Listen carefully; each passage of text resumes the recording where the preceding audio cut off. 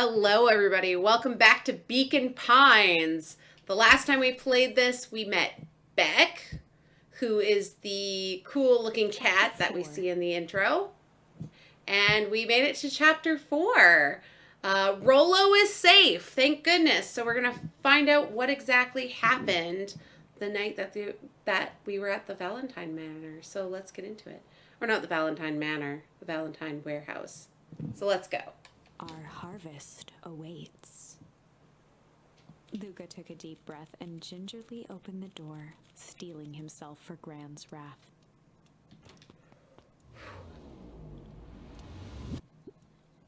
Gran, I'm home. Everything's fine. Gran?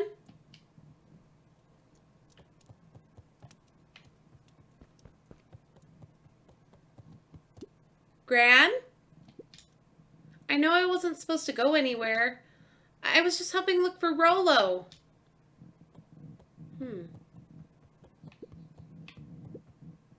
Just turn on the water. Gran? Anything exciting? Nope. Gran is not outside. Maybe she's upstairs. Gran? Roxy came over. She was worried about him. So I figured you wouldn't mind if I helped look for him. It turns out Rollo is safe and sound.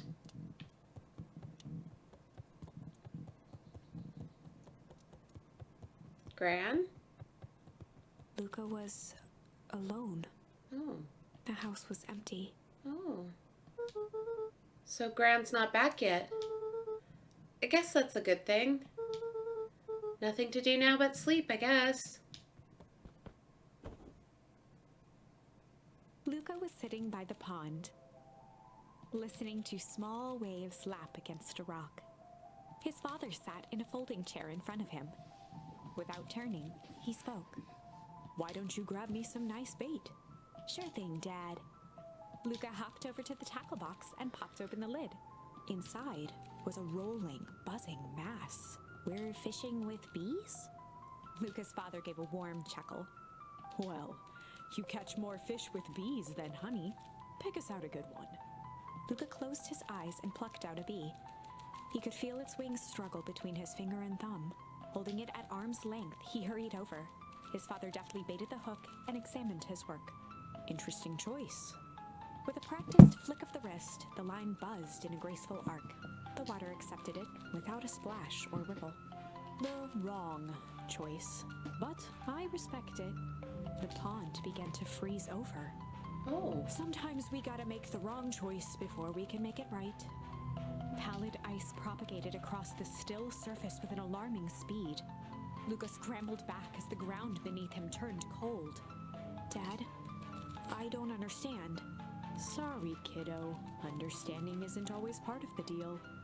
The relentless ice shot through the fishing line toward his father. "Dad, look out!" His father casually wound the reel. "None of it's your fault, you know. Never was." "Dad, we have to go." Luca grabbed his father's shoulders, trying to pull him away. "Please, you have to run." The ice crackled as it spread across his father's hands. "That's the thing about fishing, Luca." His chest began to crystallize. "You toss your hook in, and you never know what you're gonna pull out." A shock of searing cold ran up Luca's arms. He gave one last desperate tug. The chair tipped backwards in a single frozen mass. Luca tried to stop the momentum, but it was too late. He watched the icy form of his father slam into the hard ground, shattering into 1,000 pieces that crowded around his feet. "Dad, I don't understand. What does all this mean?" The gentle rustle of leaves was the only reply. Oh my goodness.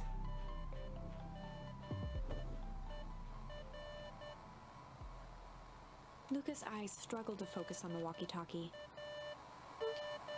Rollo. Faintly, he could hear Rollo amongst the noise. Luca? Rollo, is that you? Luca! There? Rolo, it's the middle of the night. Luca, thank God! Listen, I don't know how long this thing will work down here. Down here? Rolo's voice was coming through more clearly now.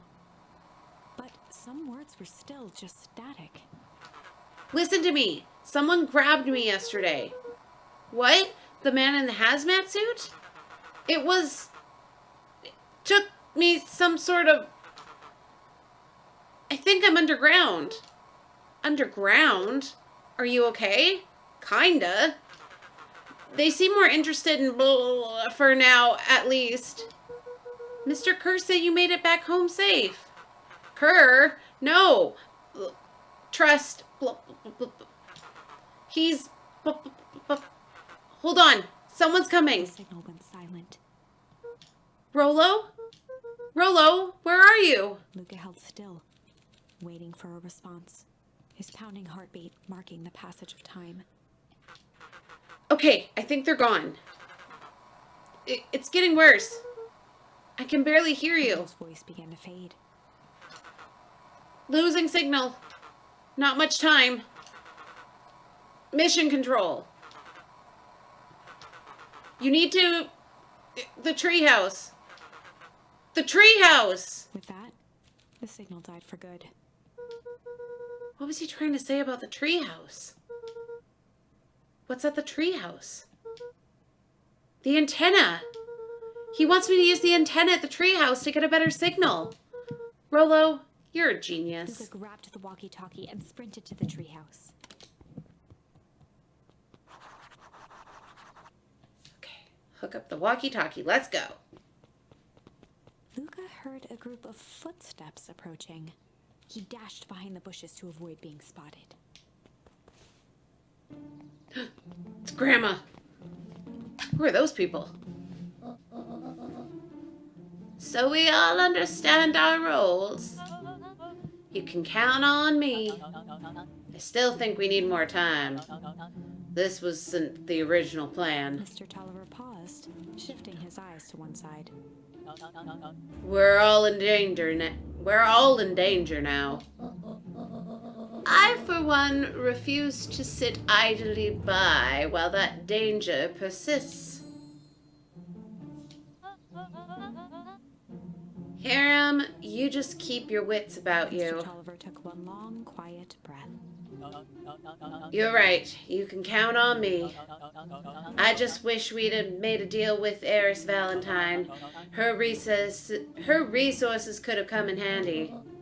As I said, I had no time to contact her after your call this morning. Plans change. How's Luca holding up? He's fine. We shouldn't lose sight of the fact that this is all... I know very well what all of this is for. We have no choice. Operation Sparkplug has a new objective. Are we in agreement? The three shared a determined look. Good. We'll recover after the festival.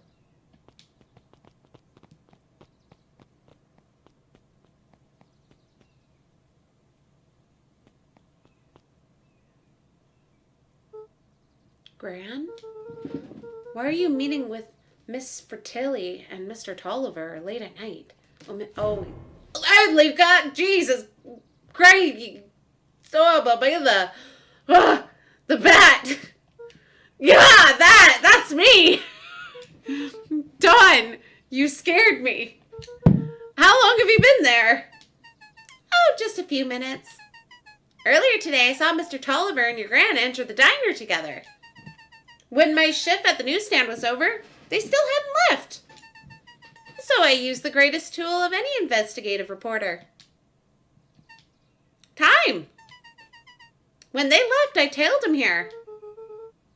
What do you think they're up to? Whatever it is, they seem organized and determined. They mentioned the festival. Yeah, I heard that too. Has your Gran been doing anything differently recently? Anything strange? She got a phone call this morning and rushed out the door. A call from Hiram Tulliver, it seems. She was either furious or terrified. Or both. Luca, be careful out there. I think we might be in the middle of the scoop of a lifetime. I will. Aren't you coming out? Nah, I'm gonna stake out here for a bit longer. See you, Luca. Bye. Okay, to the treehouse.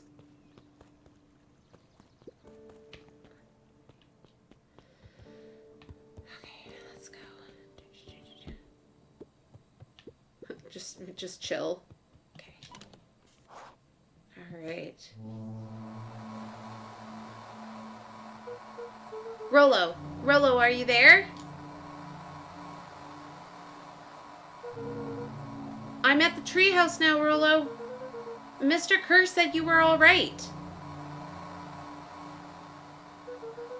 What happened out there? Dang it, Rollo, where are you?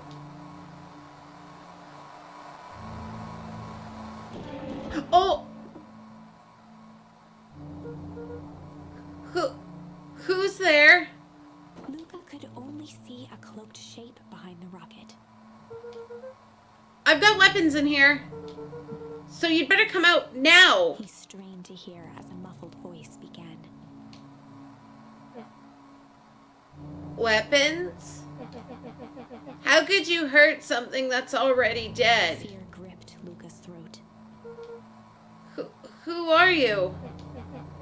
What? You don't recognize me?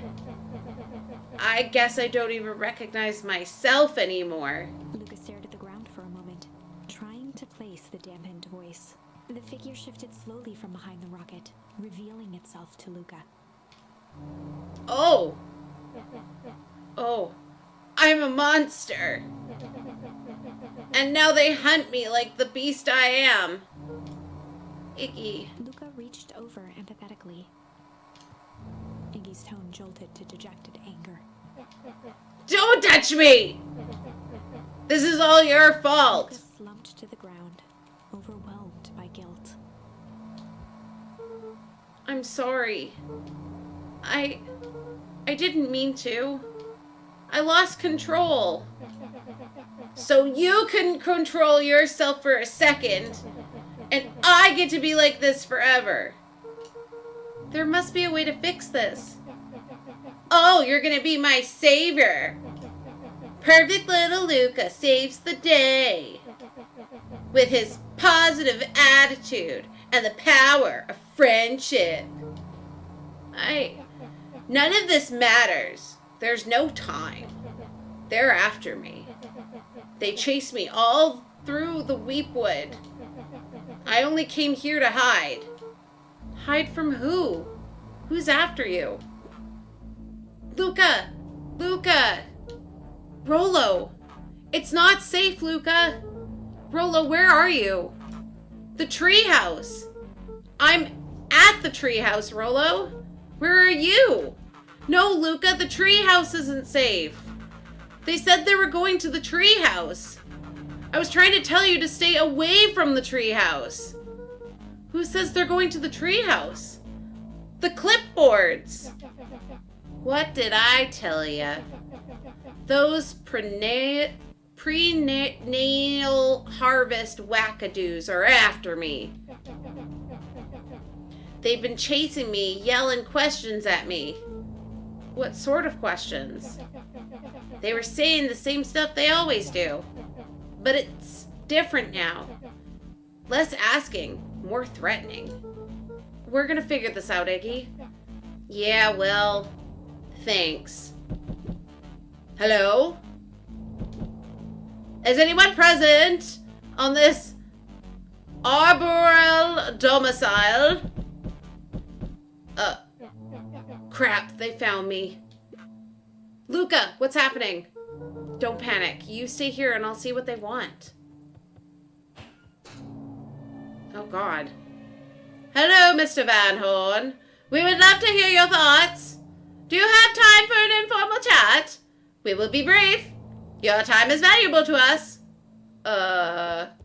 Be down in a second. Of course, of course, of course. We have a problem. Luca, you gotta get out of there. Who's out there? Is it them? Yeah, it's the clipboards. A bunch of them. How many? Maybe all of them? And yeah, you were right. They're saying the same stuff, but the creepy knob cranked to 10. Might young Iggy be present? We would love to hear his thoughts. Run! He slumped to his knees. I don't know what to do. I'm just so tired. Luca, what do we do? Luca grabbed the walkie-talkie and headed for the window. Follow my lead. Luca and Iggy climbed up the back of the treehouse to its roof, where Rollo had constructed his MCDC. MCDC? The Mission Control Defense Cannon. Oh, okay. From behind the crowd of clipboards, William Kerr strode forward, a warm smile on his face. Oh. Iggy, there you are. You gave us all a heck of a scare. Go away. Just leave me alone. Oh, I'm sorry, Iggy, but no can do.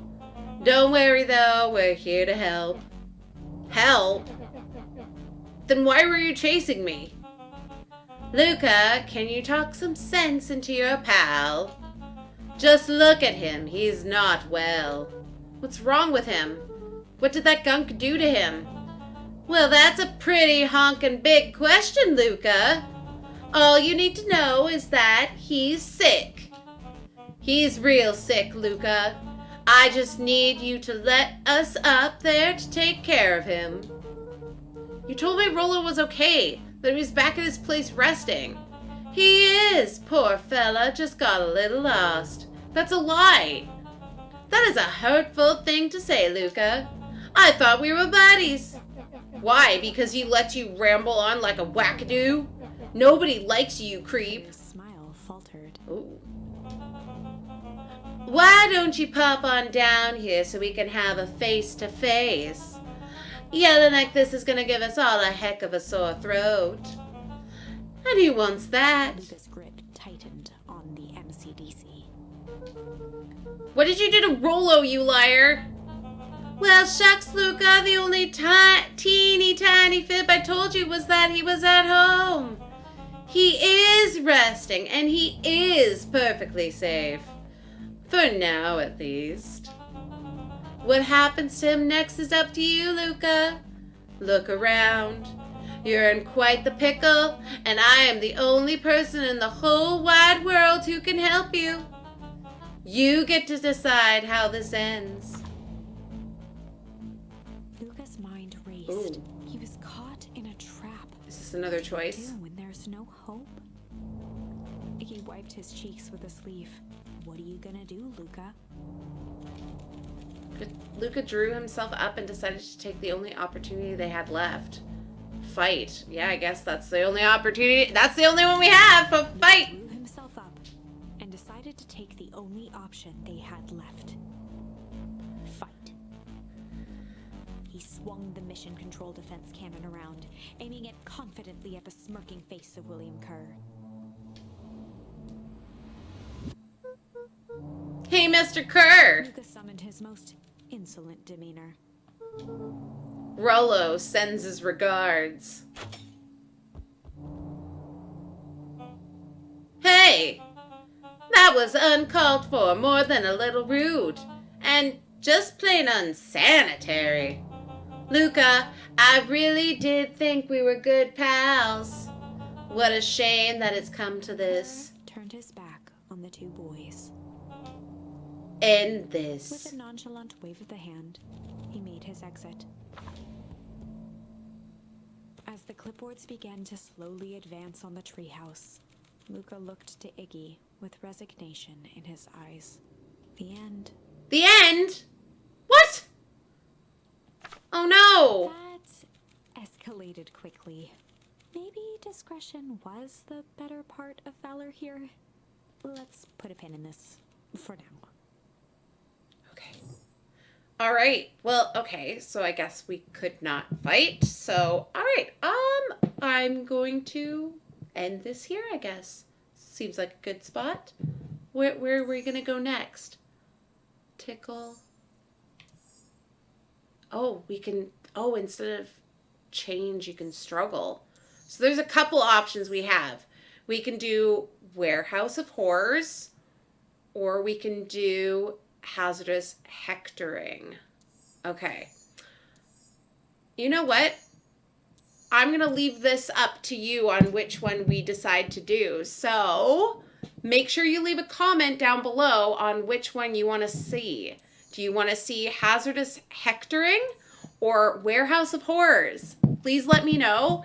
And thank you so much for watching. If you haven't already, make sure that you hit the subscribe button so that you can stay up to date on new videos of Beacon Pines and any other game that I release in the future.